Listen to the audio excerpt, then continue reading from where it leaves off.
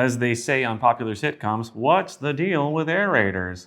What do they actually do to the wine? How do they make it change? I'm sorry, I just like...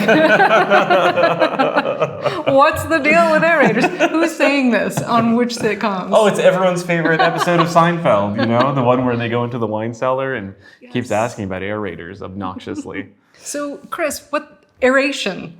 Aeration. Mm-hmm. So we've talked about swirling, aeration with wine. If you put an aerator on the bottle, it does, first of all, help you pour it so that you're not splashing everywhere and then dripping down the side of the bottle, which I've been known to do. But an aerator on top of the bottle just introduces a little bit of oxygen as it's coming out of the bottle. Now that may be more beneficial for, say, a young red wine than, I don't know, say a young white wine. But I could be wrong. What do you think about aeration? No, I think that's about true. I mean, generally, when you're talking about aeration, it means you want to take something that naturally occurs over time, like microoxidation, and you want to do it really fast. And that's what it does. So when you've got a wine that's meant to drink young, I don't know that it benefits from it. But if you've got a wine that takes a little bit of time and you just can't wait, then I think the aerator does a great service. It does kind of the same thing that decanting a wine does if you put it in a decanter. But if you don't have fancy glassware, or if you just don't like cleaning them, it's a good reason to have an aerator at home too, to do the same thing.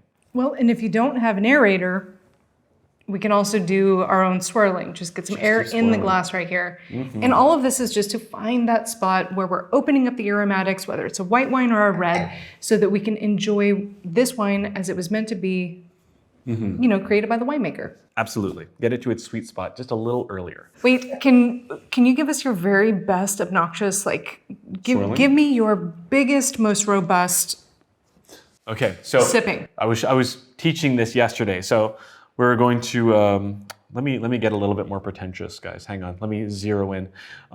So when you're tasting a wine, you're gonna really want to try and focus if you can. Swirl it a little bit is great, but the best way to get a good sip on this.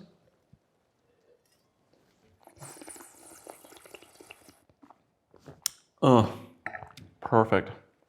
Was that too obnoxious? But let me give it a shot. Yeah, go for it. So we're trying to see if we can make the loudest noise. This isn't always the best way to go. But, so what you did is you did a little sucking in of air technique to aerate it while it's in your palate. Let me see what I do.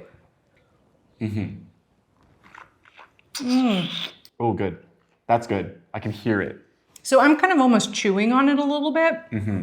And for me, that's because I'm trying not to spit it out on the table. It's mouth-watering and it's juicy, so my tongue is watering. Just a master of technique. I love it. Thank you. It's a privilege to watch you work. So while we're aerating, we're getting those delicate aromas to, we're gonna get technical here, to go retronasal. And that means that we're just exposing those volatile aromas to the back part of our palate, and they can, scientists will tell us, I'm not one, but scientists will tell us that your palate can taste maybe 5 or 6 different flavors, but your nose or your retronasal magical activity, you can taste something like 10,000 different aromas. So that's where we're getting a lot of the character of the wine. So however you do it, if you lean over and just try and get a little oxygen in that way, or as Chris did, sucked in a little bit of air, or as it looks like I'm chewing, whatever works for you, but get a little bit of oxygen into your wine and see how it evolves.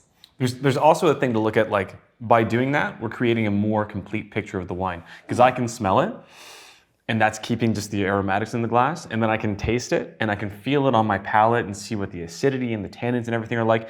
But by inhaling over it, retronasally inhaling to see what it tastes like and smells like together, that's a much more complete expression of what this wine is.